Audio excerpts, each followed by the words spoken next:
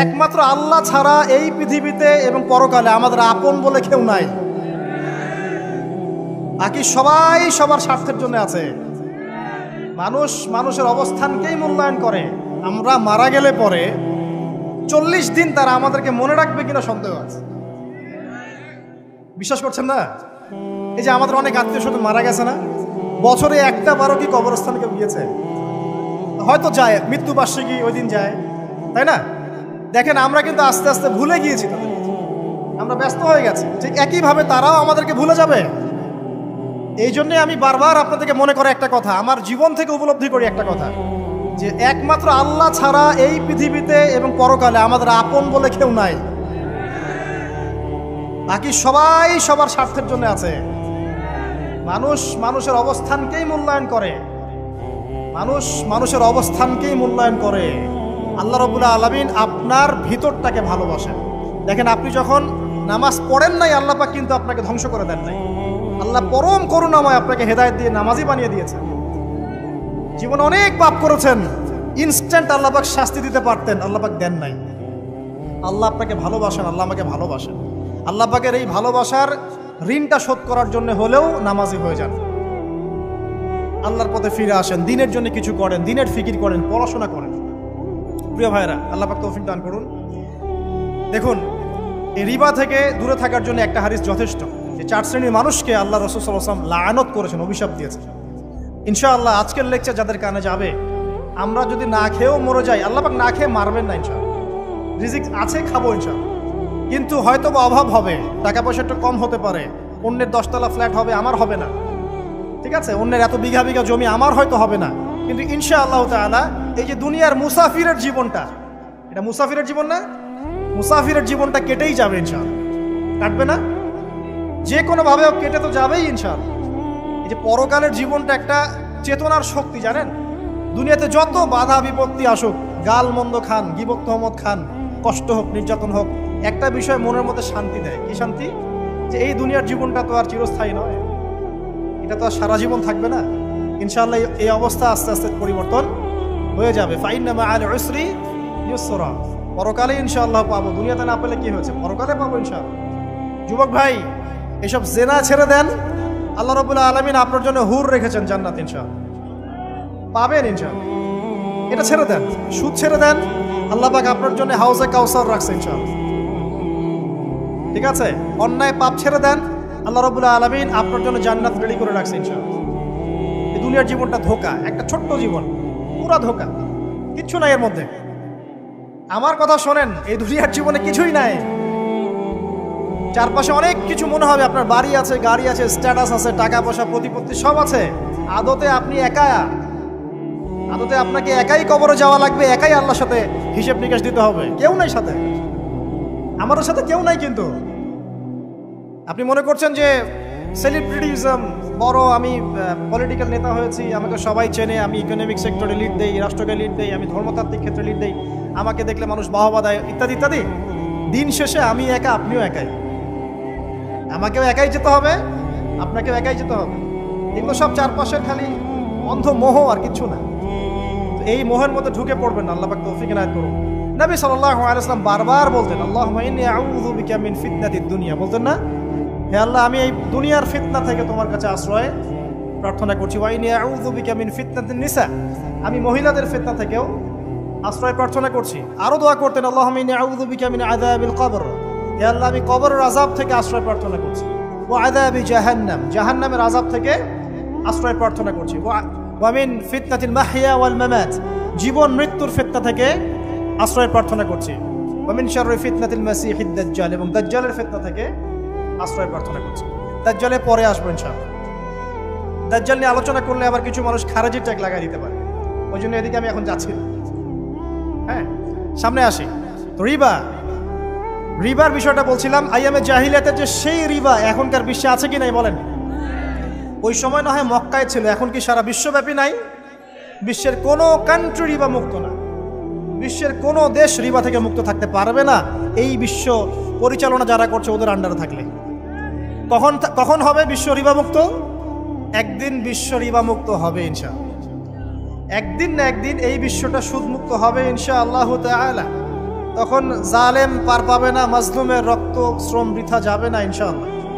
কবে কত বছর পর আমি জানি না, কিন্তু এতটুকু জানি যে মালহামার পরে যখন আল মাহদি আসবেন এবং তারপর যখন মাসিহুদ দাজ্জাল বের হবে এবং ঈসা ইবনে মারইয়ামকে আল্লাহ পাক নামিয়ে দিবেন, তার হাতে যখন দাজ্জাল নিহত হবে এবং জেরুজালেম থেকে যখন পুরো বিশ্ব শাসন করা হবে মুসলিমদের হাতে, তখন রিবা বলে কিচ্ছু থাকবে না পৃথিবীতে।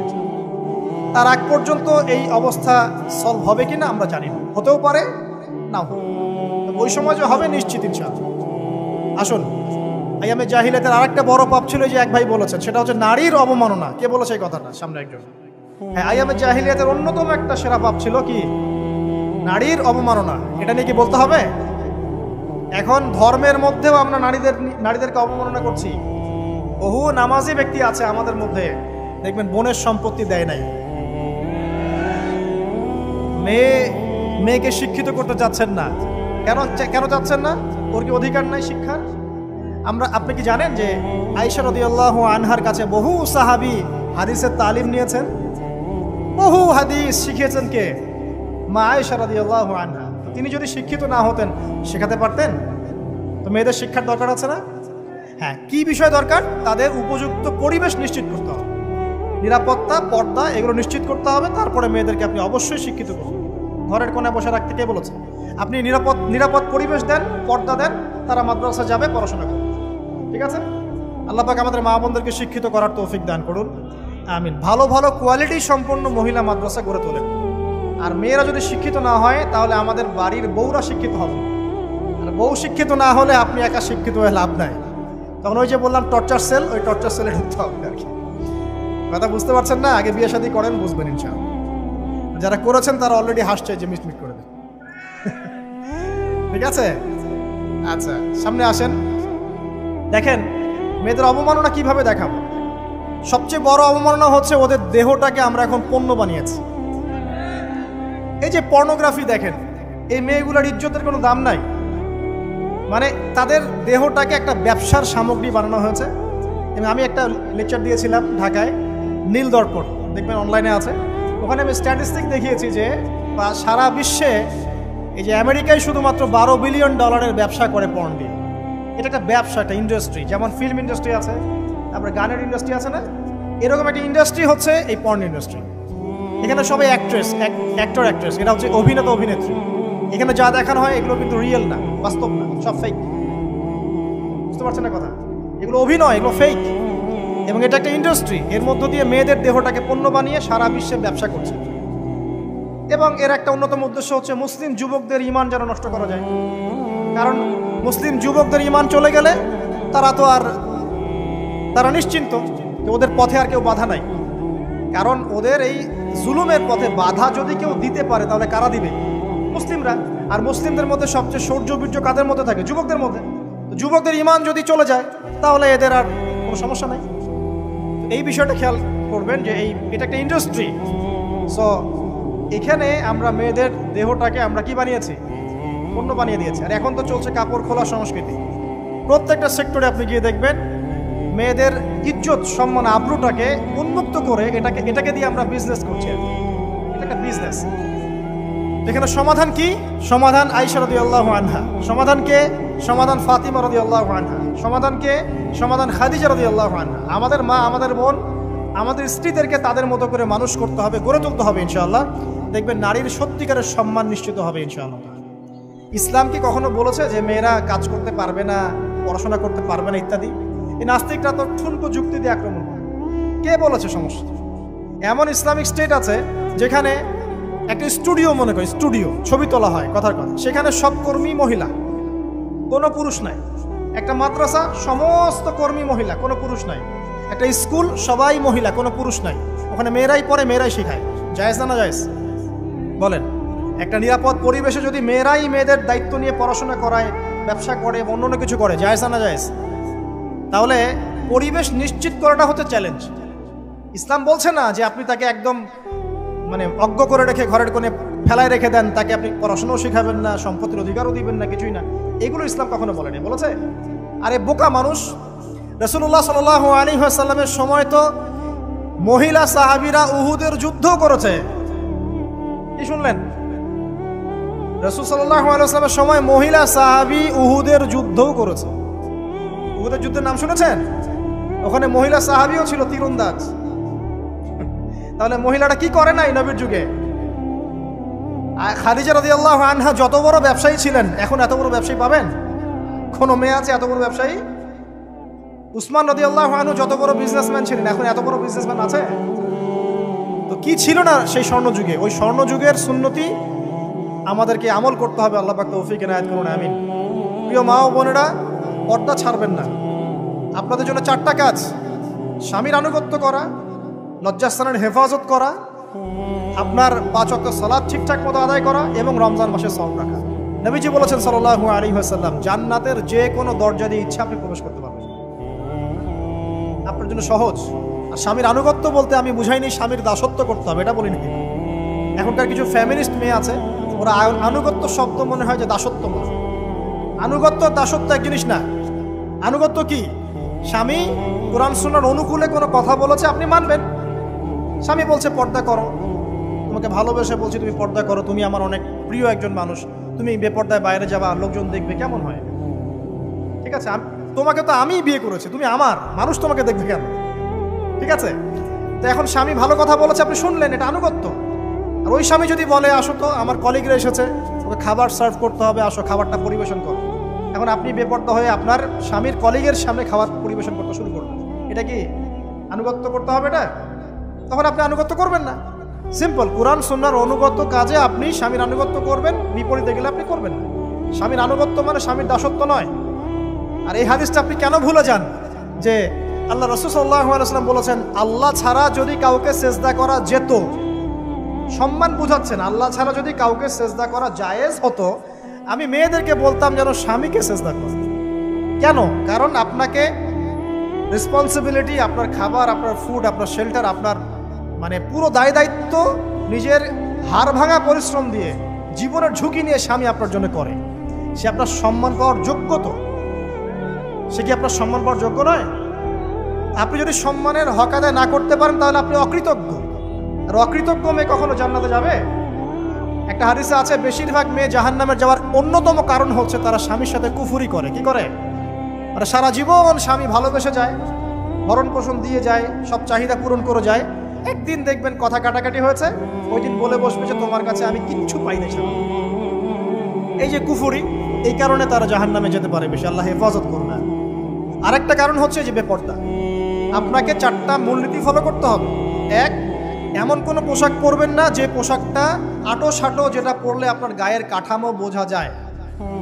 এটা বোরখা হলেও পরা যাবে না। আমি কি বুঝাতে পারছি? ডিজিটাল বোরখা দেখেন নাই?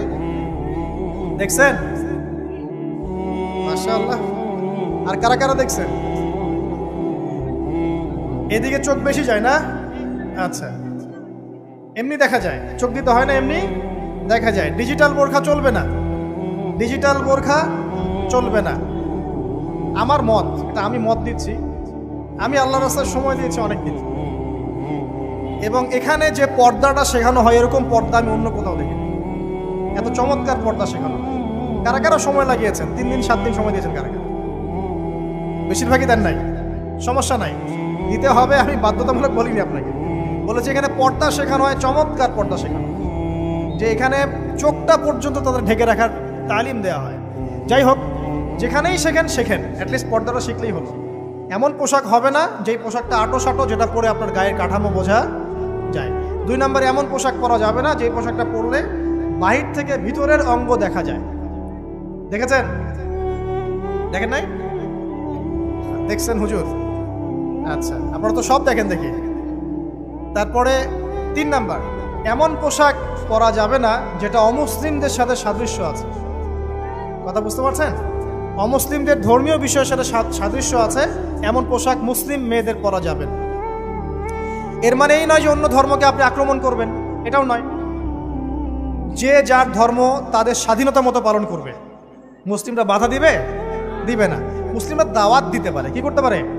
দাওয়াত দিতে পারে যে ভাই, যে লা ইলাহা ইল্লাল্লাহর কনসেপ্ট আপনাকে বুঝাচ্ছি, আল্লাহ ছাড়া কোনো মাবুদ নাই, মুহাম্মদ সাল্লাল্লাহু আলাইহি ওয়াসাল্লাম সর্বশেষ রাসূল, এই কোরআন পড়ুন, হাদিস পড়ুন, দেখুন এটাই হচ্ছে মানবতার মুক্তির সনদ। এরপর যদি সে ইসলাম কবুল করে আলহামদুলিল্লাহ, যদি না করে এর হিসাব কে দিবে? সে নিজে দিবে। এর হিসাব কি আমাকে দেওয়া লাগবে? দেওয়া লাগবে না। তো অমুসলিমদের সাথে সাদৃশ্য আছে এমন পোশাক চলবে না। আর 4 হচ্ছে পুরুষরা মেয়েদের পোশাক পরতে পারবে না, মেয়েরা পুরুষদের পোশাক পরতে পারবে না। জি, আপনাদেরকেই বলছি, আপনারা জিন্স পরতে পারবেন না, মেয়েদেরকে বলছি, এবং টি শার্ট পরতে পারবেন না। আপনারা ওই যে যা ইচ্ছা তাই ড্রেস পরে বলবেন যে 1000 বছরের সভ্যতা সংস্কৃতি, এসব বাজে কথা চলবে না এখানে। এটা 1000 বছরে কোনোদিনও আমাদের দাদা নানিরা এগুলা কখনো পরে নাই। পরছে? আপনার দাদি কখনো ওইরকম পরছিল শাড়ি? তো যে বললো 1000 বছর থেকে পরে আসতেছে নাকি? সুবহানাল্লাহ। তো এখানে বিষয়টা হচ্ছে পুরুষ মেয়ের পোশাক পরতে পারবে না, মেয়ে পুরুষের পোশাক পরতে পারবে না। আমি খুব সংক্ষিপ্ত করে আপনাকে কোরআন সুন্নাহ থেকে 4টা মূলনীতি বলে দিলাম। এই 4টা মূলনীতি কোরআনেও আছে, হাদিসেও আছে। আসেন, এই যে নারীর অবমাননা, এই বিষয়টা আইয়ামে জাহিলিয়াতে যেমন ছিল, এখন দেখবেন আরো বড় পরিসরে এসেছে। আসে নাই? এই যে ফ্যাশন শো, দেহের প্রদর্শনী, বিভিন্ন ফিল্মস দেখবেন, ফিল্ম ইন্ডাস্ট্রিজে দেখবেন, মিউজিকে দেখবেন, পর্নে দেখবেন, মেয়েদের দেহটাকে নিয়ে ব্যবসা করা হচ্ছে। আগে তো না হয় কন্যা সন্তান হলে জীবন্ত পুঁতে ফেলতো নাকি? এখন যদি গর্ভের বাচ্চা মেয়ে জানে, অনেকে আগেই মেরে ফেলে। বুঝেন নাই মনে হয়? অনেকে যদি জানে যে গর্ভে মেয়ে সন্তান আছে, আগেই মেরে ফেলে।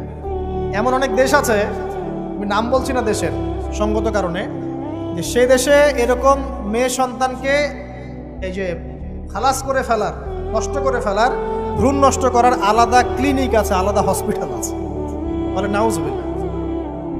তো আসলে ওই 1450 বছর আগের মানুষটা বেশি বর্বর ছিল না আমরা বেশি বর্বর? এই অধিকারের কথা বলে বলে আমরা মেয়েদের দেহটাকে নিয়ে এখন মস্করা করছি, তামাশা করছি। সবচেয়ে সেরা অধিকার কোথায় পাবে? কোরআনে পাবে, হাদিসে পাবে, ইসলামে পাবে। তার পর্দা নিশ্চিত হবে, দেহ সেফ থাকবে, তার ইজ্জত নিশ্চিত হবে, ইজ্জত সেফ থাকবে, তার সম্মান সেফ থাকবে, তাকে রাজরানীর মতো স্বামী বাসায় রাখবে, কারণ সে হচ্ছে তার কাছে সবচেয়ে মূল্যবান প্রিয় বস্তু। শুধু তাই নয়, সম্পত্তির অধিকার তাকে দিতে হবে। একজন মেয়ে তার ভাইয়ের সম্পত্তি পাবে, তার বাবার সম্পত্তি পাবে, তার স্বামীর সম্পত্তি পাবে, সব দিক থেকে সে সম্পত্তি পাবে। আর একজন ছেলে কিন্তু সব দিক থেকে সম্পত্তি পাবে না। এই বিষয়গুলো যখন এক শ্রেণীর মানুষ বোঝে না, তখন ইসলামের বিরুদ্ধে অহেতুক প্রপাগান্ডা চালানো শুরু করে। সবচেয়ে সেরা সম্মান রক্ষার উদাহরণ দেয়া হয়েছে ইসলামে, কোরআনে এবং হাদিসে। এই কথাটা আপনাদের মা বোনদেরকে বুঝাবেন, তবে নম্রতার সাথে বুঝাবেন, কারণ উচ্চবাচ্য করলে তারা কথা শুনবে। আল্লাহ রাসূল সাল্লাল্লাহু আলাইহি ওয়াসাল্লাম বলেছেন, কিছুটা বাঁকা হাত দিয়ে তাদেরকে তৈরি করা হয়েছে। যদি আপনি শক্ত করে চাপ দিতে যান তাহলে ভেঙে যাবে, আর যদি আপনি ওই অবস্থায় ছেড়ে দেন তাহলে বাঁকাই থেকে যাবে। এখানে আপনাকে হিকমা অবলম্বন করতে হবে। আল্লাহ পাক তৌফিক দান করুন। একটা বিষয় বলছিলাম, ওই যে শিরকের পাপ এখন গ্লোবালাইজেশন হয়েছে না, ওই সুদের পাপ এখন গ্লোবালাইজেশন হয়েছে না। গ্লোবালাইজেশন বোঝেন? মানে বিশ্বায়ন, পুরো বিশ্বে ছড়িয়ে পড়েছে না। আর একটা হচ্ছে এই যে মেয়েদের অবমাননা, এটা সারা বিশ্বে ছড়িয়ে পড়ে নাই? আচ্ছা, আর দুটা বলবো, এরপর বলে আমি শেষের দিকে যাচ্ছি। আচ্ছা, একটা হচ্ছে মাদক। আইয়ামে জাহিলিয়াতের অন্যতম সেরা পাপ ছিল কি? মাদক। ওই যে বলছেন জাহিলি যুগ, কেন বলছেন জাহিলি যুগ? বিকজ ওইখানে মাদক খেত মানুষ বেশি। এখন বলেন, ওখানে না হয় মক্কায় মাদক খেত মানুষ, এখন সারা বিশ্বে মাদক ছড়িয়ে পড়ে নাই? বেশি না কম? এখন এই যে নতুন নতুন মাদক আসছে, ইয়াবা, আরো নাকি কি কি আসছে নতুন নতুন, আমরা নামও জানি না। এই যে গাজার নাম জানি, ফেন্সিডিলের নাম জানি, আর কি কি আছে? হিরোইন বলেন, আর দু একটা, আফিম, আর কি আছে? হ্যাঁ, রেন্ডি। সুবহানাল্লাহ, এই নামও কখনো শুনি নাই আমি। আচ্ছা শোনেন, বিষয়টা হচ্ছে, দেখুন এই বিষয়টা কি হালাল না হারাম? আচ্ছা, এটাকে যদি আমরা হালাল করে নেই তাহলে কি হবে? কুফরি হবে না শিরক হবে? শিরক কুফর দুটোই হচ্ছে। কিন্তু এখন মক্কার কিছু মানুষ মাদক খেয়েছে বুঝলাম, আল্লাহ রাব্বুল আলামিন ধাপে ধাপে এখান থেকে বের করেছেন। প্রথমে বলেছেন মদ খেয়ে নামাজের ধার কাছে যেও না। হ্যাঁ, তারপরে বলেছেন এই যে মাদকে কিছুটা উপকার আছে কিন্তু বেশি ক্ষতি। তারপর বলেছেন খেয়ে নামাজের কাছে যেও না। তারপর ধাপে ধাপে শেষের দিকে এসে আল্লাহ পাক বলেছেন যে এটাকে ছেড়ে দাও। সূরা মাইদায় পড়ে দেখেন, এটা শয়তানের কাজ। তখন সাহাবায়ে কেরাম রাদিয়াল্লাহু আনহুম পুরোপুরি মাদক থেকে নিজেদেরকে মুক্ত করলেন। এরপরে কি কখনো তারা মাদক ছুঁয়েও দেখেছেন? বরং মাদকদ্রব্য সেবন করলে 40টা লাঠি বেত্রাঘাত করতে হয় ইসলামিক শাস্তি। কয়টা লাঠি? আর উমর রাদিয়াল্লাহু আনহুর সময়ে 40 লাঠিকে বাড়িয়ে 80 লাঠি করা হয়েছে। কত লাঠি? 80 লাঠি। কিন্তু আরো একটা পাপের শাস্তি আছে, বলবো? অপবাদ। এখন যেটা বেশি দেওয়া হয়, অপবাদ, মিথ্যা অপবাদ। সতী সাদী নারীর উপরে মিথ্যা অপবাদ, এর শাস্তি হচ্ছে 80 লাঠি। আবার 100 লাঠির শাস্তি আছে। 100 লাঠি। এটা কিসের জানেন? জিনা। জিনা এই যে যারা করছেন, এর শাস্তি হচ্ছে 100 লাঠি। তাও জনসমক্ষে দিতে হবে, গোপনে না। আর 1 বছরের জন্য এলাকা ছাড়া করতে হবে। রজম একটা শাস্তি আছে, রজম। এটা কি? রজম মানে পাথর নিক্ষেপ করে হত্যা। এটা তো বর্বর, তাই না? অমানবিক, মধ্যযুগীয়। এসব কথা শুনছেন না? শোনেন, কিছু কিছু বিষয় আছে যে বিষয়গুলো করার পরে এই পৃথিবীতে মানুষ বেঁচে থাকার অধিকারটা হারিয়ে ফেলে। কথা বুঝতে পারছেন না? কিছু কিছু পাপ আছে, এগুলো করলে পরে মানুষ এই পৃথিবীতে বেঁচে থাকার অধিকারটা হারায় ফেলে। যেমন কোনো বিবাহিত ব্যক্তি যদি জেনা করে, নাউজুবিল্লাহ। কোনো ছেলে যদি কোনো ছেলের সাথে যৌন সম্পর্ক করে, সমকামী করে, বা এটাকে যেটা গে মানে যেটা কি বলে, সমকামিতা, ঠিক আছে? এই কাজ যদি কেউ করে, নোংরা কাজ যদি কেউ করে, কোনো মেয়ে যদি কোনো মেয়ের সাথে এরকম কোনো কাজ করে, একই পাপ। এসব পাপ করলে পরে এই পৃথিবীতে বেঁচে থাকার অধিকারটা সে হারিয়ে ফেলে। কথা কি বুঝতে পারছেন? আচ্ছা, তখন শাস্তি হচ্ছে আল্লাহ রাব্বুল আলামিন পাথর নিক্ষেপ করে হত্যা করতে বলেছেন। কারণ হচ্ছে সে এত গর্হিত একটা কাজ করেছে যেটা এই শাস্তি পাওয়ার সম্পূর্ণ যোগ্য। এবং কওমে লূত নামে যে কওম ছিল, ওই কওমটাকে আসমানে উঠিয়ে আল্লাহ পাক পাথর বর্ষণ করে এভাবেই শেষ করে দিয়েছে। জর্ডান একটা দেশ আছে না, জর্ডান?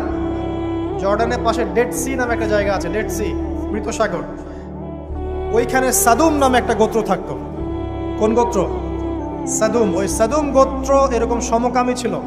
আল্লাহ রাব্বুল আলামিন লূত আলাইহিস সালামকে পাঠিয়েছিলেন, তারা হেদায়েতের বাণী শোনে নাই। আল্লাহ পাক ওদেরকে আসমানে উঠিয়ে পাথর নিক্ষেপ করে উল্টা দিকে দাফন করে দিয়েছে। কিছু কিছু পাপ আল্লাহ পাক সহ্য করেন না, আল্লাহ পাকের আরশ কেঁপে ওঠে। এই পাপগুলো সেরকম পাপ। কথা বুঝতে পারছেন? তো এই যে জিনা, পর্নোগ্রাফি, ব্যভিচার, পরকে, এগুলোর মধ্য দিয়ে আমরা নারীর অবমাননা করছি না? এবং ধর্মের মাধ্যমেও মাঝে মাঝে করছি, যখন আমরা ধর্মের নামে মেয়েদের অধিকার দিচ্ছি না। অনেকেই সম্পত্তির অধিকার দিচ্ছেন না, অনেকে শিক্ষিত করছেন না, অনেকেই আরো যৌতুক নিচ্ছেন না। যৌতুক নিচ্ছেন না অনেকেই। যে বিয়ের সময় যৌতুক নেয়, এটা তো মেয়ের উপর, মেয়ের পিতার উপর টর্চার করা। সম্পূর্ণ হারাম, সম্পূর্ণ হারাম। তারপরে দেখবেন, রিপোর্টগুলো পড়ে দেখবেন যে এই বছর 2022, এই 22-এই গভর্নমেন্ট রিপোর্ট অনুযায়ী নিবন্ধিত প্রায় 1339টা ধর্ষণের মামলা হয়েছে। তো এটা এখন অ্যাভেলেবল, যে কোনো সব জায়গায় ধর্ষণ হচ্ছে, এখন অ্যাভেলেবল। মানুষ এটাকে স্বাভাবিক মনে করছে, এখন নর্মাল। ধর্ষণ হতেই পারে, মানুষ এখন এমন মনে করছে। প্রত্যেক দিন পেপার খুলবেন, দেখবেন রেপের খবর। প্রত্যেক দিন খবর শুনবেন ধর্ষণের খবর। আর সব খবর তো আসে না, আসে হয়তো 10%, 20%, 30%, বেশিরভাগই আসে না। এলাকায় মোড়ে মোড়ে দেখবেন, গ্রামে গঞ্জে শহরে বন্দরে খালি ইফটিজিং দেখবেন, খালি ইফটিজিং। মেয়েদেরকে যৌন হয়রানি করা হচ্ছে, বাসে, অটোতে, টেম্পুতে, সব জায়গায়। বাসের মধ্যে মেয়েকে রেপ করে ফেলা হচ্ছে। একটা বাচ্চা মেয়ে যে বোঝেও না যে সেক্সুয়াল বিষয়গুলো কি জিনিস, ওকেও রেপ করা হচ্ছে। এই যে মহামারী, আপনি তো বুঝতে পারছেন না যে আমরা কোন সমাজে আছি। এই সমাজে আপনার মেয়ে তো সেফ না, আমার মেয়ে তো সেফ না। আমার মেয়ে, আপনার মেয়ের ভবিষ্যৎ কি হবে, এর ভবিষ্যতের নিশ্চয়তা কে দিবে? আপনার মেয়ের ইজ্জতের ভবিষ্যতের নিশ্চয়তা কে দিবে? এই নিশ্চয়তা দেওয়ার মতো মানুষ কোথায়, নেতা কোথায়? কারো ঘরের স্ত্রী, কারো ঘরের বোন, কারো ঘরের মেয়ে এখন সেফ না। যে কোনো জায়গায়, যে কোনো বাসে, ট্রাকে, ট্রেনে, অটোতে, সব জায়গায় হতে পারে। আর এগুলোকে আমরা প্রমোট করছি, এখন নগ্নতাকে প্রমোট করছি, পর্নকে প্রমোট করছি। এই নগ্নতা, পর্ন, এসব দিয়ে মানুষের মাথাটাকে পুরো জানোয়ার বানিয়ে ফেলা হয়েছে। পর্ন দেখাতে দেখাতে ছেলেদের মাথাটাকে জানোয়ার, পশু বানিয়ে ফেলা হয়েছে। এরা এখন বোঝে না যে মেয়ে কি জিনিস, মা কি জিনিস, বোন কি জিনিস, তাও বোঝে না। ভাই বোনের সাথে জেনা করেছে, চাচাতো বোন চাচাতো ভাইয়ের সাথে জেনা করছে, চাচাতো ভাই ফুফাতো বোনের সাথে জেনা করছে। রংপুরের খবর শুনলাম যে মায়ের সাথে ছেলেও জেনা করেছে। এগুলো কেন হচ্ছে? এই মহামারী কেন হচ্ছে? কি সমাধান দিবে? সমাধান ইসলামে ছিল, আমরা নেই নাই। সমাধান হচ্ছে, প্রথম সমাধান অশ্লীলতার মহামারী বন্ধ করতে হবে, পর্দা নিশ্চিত করতে হবে, পর্নোগ্রাফির সমস্ত সাইটগুলো বন্ধ করে ফেলতে হবে।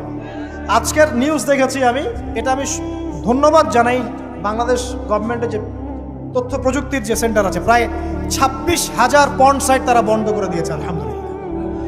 তো কথা বললে তো কাজ হবে, কথা না বললে কাজ হবে কিভাবে? 26,000 পর্ন সাইট তারা বন্ধ করে দিয়েছে।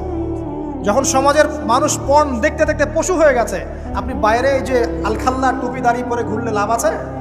ভিতর থেকে তো আপনি পশু। দেখবেন মসজিদ ইমাম সাহেব নামাজ পড়তে এসেছে, বাসায় পর্ন দেখে আসছে, নামাজে কোনো মনোযোগ নাই। দেখবেন টাপাটাপ নামাজ পড়ছে, কোনো মনোযোগই নাই, পর্ন দেখে।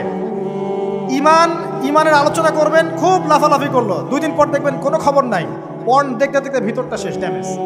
পর্নোগ্রাফিতে যে একবার আসক্ত হয়েছে, তার মধ্যে ইমানের কোনো তেজই থাকবে না, কোনো তেজ থাকবে না। এখন আলেম জালেম সবার ফোনে ফোনে দেখবেন পর্ন চলে আসতেছে, কেউ দেখতে না চাইলেও তাকে দেখতে বাধ্য করা হচ্ছে। ফেসবুকে ঢুকবেন, নগ্ন দৃশ্য। এই নগ্নতা দিয়ে, এই পর্নোগ্রাফি দিয়ে, এই যে মিডিয়ার মধ্যে দিয়ে প্রমোটিংটা দিয়ে ব্যভিচার ছড়িয়ে দেয়া, জেনা ছড়িয়ে দেয়া, অশ্লীলতা ছড়িয়ে দেয়া, পরকীয়া ছড়িয়ে দেয়, এর মধ্য দিয়ে নারীর সম্মান, দেহ, ইজ্জতকে আমরা এখন রাস্তার সাথে মিশিয়ে দিয়েছি। কিসের অধিকারের কথা বলছে? কিসের নারী অধিকারের কথা বলছে? খালি ডিগ্রি সার্টিফিকেট অর্জন করতে পারলেই অধিকার হয়? আমার তো ইজ্জতই ঠিক থাকলো না, আমার অধিকার কোথায় থাকলো? একটা সার্টিফিকেট অর্জন করার জন্য কলেজের মেয়েদেরকে বড় বড় নেতার বেডরুমে ঢুকানো হচ্ছে, দেখেন নাই? তো একটা সার্টিফিকেট অর্জন করতেই হবে আমাকে, নিজের ইজ্জত বিক্রি করে দিয়ে হলেও আমার সার্টিফিকেট অর্জন করতেই হবে। লাথি মারি এসব পড়াশোনার পিছনে, দরকার নেই আমার পড়াশোনা। পড়ছে বাসায়, এলাকায় এলাকায় মহিলা মাদ্রাসা করেন, মাদ্রাসায় মেয়েদেরকে পড়ান। আমি খুব দুঃখের সাথে বলছি, অনেক মাদ্রাসাতেও এরকম ঘটনা কিন্তু ঘটেছে না? এখানে একটা কথা আমরা পরিষ্কার করতে চাই, সেটা হলো যে পাপী, রেপি, ধর্ষণী, সে আলেম করুক আর জালেম করুক, ইমাম করুক আর জালেম করুক, ফাসেক করুক, সবাইকে সমান শাস্তি নিশ্চিত করতে হবে। আর শাস্তি হবে দৃষ্টান্তমূলক, যেন আরো 10 জন দেখে শিক্ষা নেয়। ওই যে ইসলামে আছে না হাত কেটে ফেলা, কি কারণে বলেন তো? কারণ সবাই যখন দেখবে এই যে খুঁটির সাথে বেঁধে একটা চোরের হাত কেটে ফেলা হয়েছে, এলাকার সব মানুষ দেখেছে, চুরি বাড়বে না কমবে? নিশ্চিত চুরি কমে যাবে ইনশাআল্লাহ। তো এই যে নারীর অবমাননার ওই যুগের চেয়ে এই যুগে বেশি না কম? আপনি ভালো করে আল্লাহর নূর দিয়ে দেখেন। আমি প্রথমে বলেছি, শুধু বাইরের চোখ দিয়ে দেখলে সব বুঝতে পারবেন না। আল্লাহ পাকে নূর দিয়ে দেখেন, কোরআন সুন্নাহর গভীর জ্ঞান দিয়ে দেখেন, দেখবেন ওই জাহিলিয়াতের চেয়ে 1000 গুণ বেশি জাহিলিয়াত এখনকার বিশ্বে চলছে। আল্লাহ পাক আমাদের মা বোনদের ইজ্জত হেফাজত করুন, তাদের সম্মান হেফাজত করুন। আমরা দোয়া করি আল্লাহ পাক তাদেরকে উচ্চশিক্ষায় শিক্ষিত করুন, নিরাপত্তা নিশ্চিত করুন। কেউ যদি ওদের দিকে খারাপ চোখ তুলে তাকায়, আল্লাহ পাক সেই চোখকে যেন ধ্বংস করে দেন। আল্লাহ পাক তাদের ইজ্জতের প্রতি যদি কেউ খারাপভাবে হাত বাড়ায়, তাদের শাস্তি যেন নিশ্চিত করার তৌফিক আল্লাহ পাক আমাদেরকে দান করেন। আল্লাহ পাক আমাদের মা বোনদেরকে মহামূল্যবান মনে করে আমাদেরকে হেফাজত করার তৌফিক দান করুন, আমিন। আর তাদেরকে যারা নগ্ন করতে চায়, আল্লাহ পাক এদেরকে ধ্বংস করে ছেড়ে দিন, আমিন। আল্লাহ পাক বলেছেন, যারা চায় মুমিন মুসলিমদের সমাজে অশ্লীলতা ছড়িয়ে পড়ুক, দুনিয়া এবং আখিরাত উভয় জাহানে আল্লাহ পাক এদেরকে ধ্বংস করুন। আরেকটা বলে শেষ করি, সেটা হলো, কয়টা বলেছি ভাই জাহিলিয়াত? ইমাম মুহাম্মদ বিন আব্দুল ওয়াহাব রাহিমাহুল্লাহ, তার একটা বইয়ের মধ্যে 1000টা জাহিলিয়াত আছে। আমি 5টা বাছাই করেছি। কয়টা? 5টা। কয়টা বলেছি? 4টা। এক হচ্ছে কি বলেছিলাম? শিরক, আছে না নাই? রিবা এখন আছে না নাই? 3 নাম্বার কি ছিল? মাদক। আর 4 নাম্বার নারীর অবমাননা। মাদক তো বুঝলেন, এটা তো আমার চেয়ে আপনারা ভালো বুঝেন, মাদক সব জায়গায় আছে। একটা কথা বলি, দেখুন মাদক নিয়ে একটা কথা বলি, শুনুন। আপনাদের কি কখনো গায়ে কখনো ফোড়া হয়েছে? কার কার গায়ে ফোড়া হয়েছে বলি, হাত তুলুন। আচ্ছা, কেমন ব্যথা? ফোড়া ফেটে গেলে কি বের হয়? রক্ত আর পুঁজ বের হয়, তাই তো? তো নবী সাল্লাল্লাহু আলাইহি ওয়াসাল্লামকে সাহাবীরা পরে জিজ্ঞাসা করলেন, ইয়া রাসূলুল্লাহ, কোন পাপের কারণে তাদেরকে এই শাস্তি দেওয়া হচ্ছে? নবী করিম সাল্লাল্লাহু আলাইহি ওয়াসাল্লাম বললেন, তাদেরকে এই শাস্তি দেওয়া হচ্ছে একটা পাপের কারণে, সেটা হলো মাদক দ্রব্য সেবন করা। আর ওই পানীয়টার নামও নবীজি বলে গেলেন, তার নাম হচ্ছে তিনাতুল খাবাল। কি নাম? তিনাতুল খাবাল। এই তিনাতুল খাবাল মানে জাহান্নামীদের রক্ত এবং পুঁজ। এটা খেতে দেয়া হচ্ছে মাদকদ্রব্য সেবনকারীদের জন্য। আল্লাহ রাসূল সাল্লাল্লাহু আলাইহি ওয়াসাল্লাম বলেছেন, কোনো ব্যক্তি যদি মাদক সেবন করে তার 40 দিনের নামাজ কবুল হবে না। সে যদি আবার তওবা করে ফিরে আসে, আল্লাহ পাক মাফ করে দিবেন ইনশাআল্লাহ। যদি আবারও মাদক খায়, আবার 40 দিনের নামাজ কবুল হবে না। তারপর যদি আবার তওবা করে, আবার আল্লাহ মাফ করে দিবেন ইনশাআল্লাহ। তারপর যদি আবার মাদক খায়, আবার 40 দিনের নামাজ কবুল হবে না। তারপর যদি আবার তওবা করে, আবার আল্লাহ মাফ করে দিবেন। তারপরে যদি আবার মাদক খায়, তখন আল্লাহ রাব্বুল আলামিন তাকে তিনাতুল খাবাল পান করান। প্রিয় ভাইরা, আপনারা মুসলিম না? আমরা মুসলিম না? মুসলিম যুবকদের সবচেয়ে সেরা অস্ত্র হচ্ছে ঈমান এবং নৈতিকতা। অন্যরা জাহিলিয়াতের স্রোতে ভেসে যাক, মুসলিম তরুণরা কখনো জাহিলিয়াতে যাবে না ইনশাআল্লাহ। আমার সাথে ওয়াদা করেন যে কোনো প্রকার মাদক দ্রব্যের সাথে সংশ্লিষ্ট থাকবেন না। একটা সিগারেটেও কখনো টান দিবেন না। কারণ সিগারেটটা কি? সিগারেট আপনাকে আস্তে আস্তে অন্য মাদকের দিকে নিয়ে যাবে। সিগারেট খাওয়া শিখেছিস, এখন গাঁজাও খা। গাঁজা খাওয়া শিখলে এখন ওটা খা, এই করতে থাকে। এক পর্যায়ে আপনি এখান থেকে আর বের হতে পারবেন। এখানে আপনার দেহের ক্ষতি, আপনার মস্তিষ্কের ক্ষতি, আপনার পরিবারের ক্ষতি। এমন আপনি যদি পরবর্তীতে গিয়ে পরিবার গঠন করতে চান, আপনি সুখী পরিবারও গঠন করতে পারবেন না, কারণ ভিতর থেকে আপনি নিজেকে শেষ